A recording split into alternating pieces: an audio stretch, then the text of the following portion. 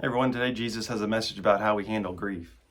I assure you that you will cry and lament, and the world will be happy. You will be sorrowful, but your sorrow will turn to joy. When a woman gives birth, she has pain because her time has come, but when the child's born, she no longer remembers her distress because of her joy that a child has been born into the world.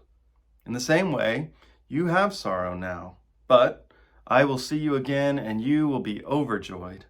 No one will take your joy away. And that day you won't ask me anything. I assure you that the Father will give you whatever you ask in my name. Look, a time is coming and is here now when each of you will be scattered to your own homes and you'll leave me alone. I'm not really alone though, because the Father is with me. I've said these things to you so that you will have peace in me. In this world you will have distress, but be encouraged. I have overcome the world. Now, I get kind of a weird feeling because I'm a man talking about another man who is talking about the experience of childbirth, which neither of us went through. Now, it is Jesus, but, he doesn't have actual experience of that. But it is a really powerful metaphor because progress often happens through pain.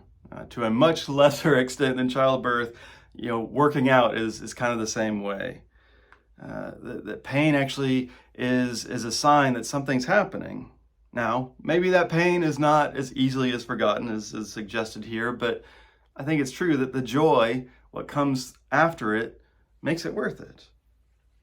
I think it's touching on this central Christian mystery that spiritual growth happens through suffering, not by avoiding suffering. Not that we should, seek out suffering. The world will probably bring enough of its own. And it's not that that's the only path to growth. But it definitely goes against what we want. It definitely goes against the false prosperity gospel that says if you get things right, everything will go right in your life and it'll be nothing but blessings from God. It's not what we see in Jesus, so why would we expect something different? I heard about a rabbi who was once asked, why does the Torah say that the law should be written on our heart instead of in it? And he said that it should be on the heart because when the heart breaks, that's when it can sink in. And so in a similar way, Christ is trying to break your heart, not just to make you sad or hurt you, but he's trying to break that hard, callous heart that so often is formed because of what we face in this world. Maybe it sounds discouraging, but this is the path to peace. This is how we overcome the world. It's how Jesus did it. And if we follow him, it's what we're going to do too.